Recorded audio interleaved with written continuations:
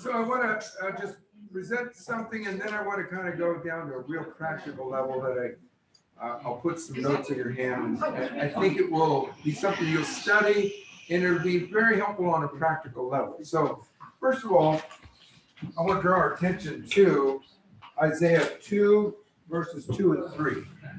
This is kind of my blueprint verse for what we're doing. And the time that we live in, it's just filled with powerful phrases that describe what we're doing right now. And interestingly, Isaiah 2 and Micah 4 are exactly, two verses in Isaiah 2 are exactly like Micah 4. So anyway, let's look at it. In the last days, starts out in the last days. Well, Jesus said he was in the last days. So there are lots of different last days. The last days of the old covenant, the last days of, I think, the church age is where we're at, last days of the church age. And so in the last days, now, I don't know that this happened at the last days of the old covenant. So we're probably the next last days. Is that okay? You guys tracking with me? So I think it has just as good a possibility of applying to us as anybody, maybe more so to us than anybody so far in history.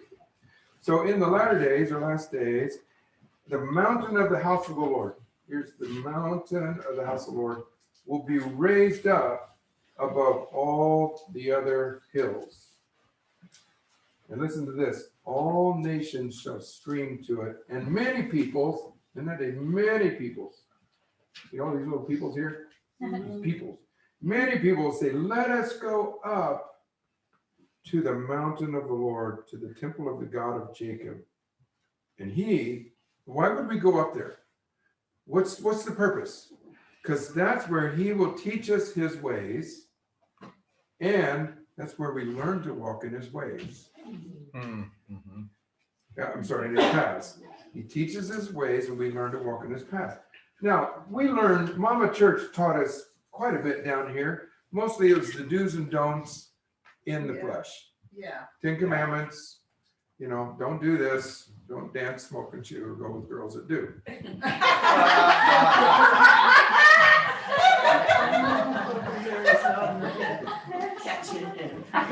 That covers it right there. So she helped us to look good on the outside and have a belief system that someday we'd die and the inside stuff would count. Now, it got quite a bit better in the last 50 to 100 years, but it was fairly marginal what we believed in terms of the spirit realm. But in the last days, it says we need to go here because why? This is where he really teaches us of his ways. These are flesh ways, ways of the earth.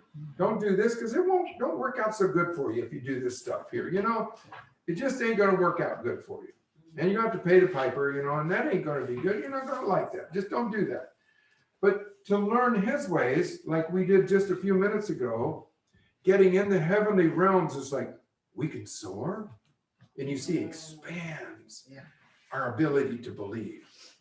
He put a new picture, a word picture, or maybe an experience picture in our mind. So like, oh, I could do it this far. And we continue in that, and pretty soon there's no limits.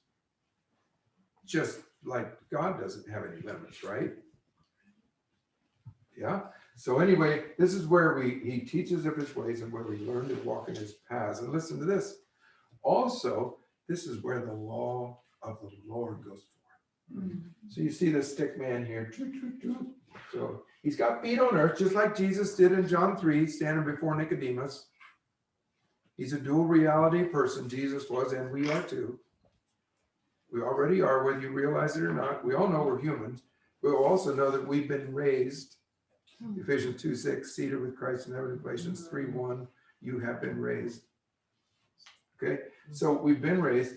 So now what we want to do is learn this MO. He teaches us his ways, and we'll learn to walk in his path.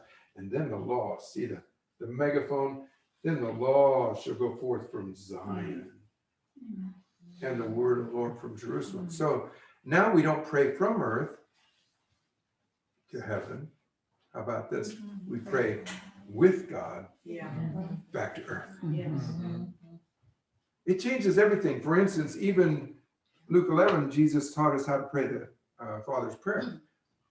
Our Father who art in heaven. In our old paradigm, we learned it like this. Our Father who art in heaven, hallowed be your name. I don't know what hallowed means, but that's a pretty scary word, but it must be something pretty important.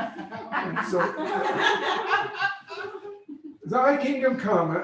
Kingdom, what is kingdom anyway?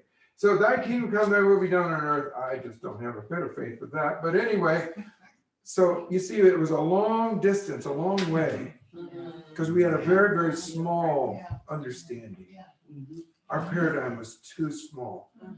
There's a song they sang in Toronto way back in the very beginning of the early Toronto days. It says, I have made you too small in my eyes. Oh Lord, forgive me. And I have believed in a lie that you were unable to help me. Wow. God's breaking this stuff up. He's bringing us up, you know. Wow. And so we learn his ways, we learn to walk in his paths, and now the law of the Lord should go forth. Now we pray with God. Not so much to God, because you see, we're cohabiting with him. You're already seated with him. You're hidden, for goodness sake, you're hidden with Christ inside of God. Something's going to rub off. If you just believe it a little bit and practice it, you know. And pretty soon it's not like, well, I better dial up Jesus and have a little conversation, you know. No, you walk with him because you're already hidden inside of God with him, with Jesus, right? And so now, remember I said a while ago, I believe where we're going, it's got to be this way, is that it's not that we learn how to jump through hoops easier and easier and easier to get to heaven. It's that we learn by default to see ourselves there. It's the first thought. And then thinking of bad hair days, how could you ever have a bad hair day if you're hidden with Christ inside of God? That was a terrible segue, wasn't it? But how could you ever have a bad hair day if you're hidden with Christ inside of God? Only if you only read that as a theology point. Right. If it hasn't become revelatory and a reality to you, then that's a great theology, but it just doesn't seem to stick. And so we want to get it integrated until it's indelible in us so that we're not little earthlings. See, Paul said in 1 Corinthians 6, you guys are just acting like mere men. That's not good. That's right. That's not good. You're just acting like mere men. But I'm just a human, God. I'm sorry, he doesn't like that. That's not what he sees about you. He's wonderful and kind and nurturing, and he's drawing us out of that until we learn to see, oh, we are as he is in this world. Guys, can you just feel like the kind of the crackle and the crinkle and the popping of the scales kind of, you know, you're bulking up. I think that's what it feels happening to me this year, because like I said, I'm really going after this. I want to learn that when I speak, I don't speak as a plaintiff. I speak as an oracle. If any man speak, any woman speak, let them speak as an oracle of God. So now what I want to do is take that point, that's where we're headed, but I want to now take a segue off of that.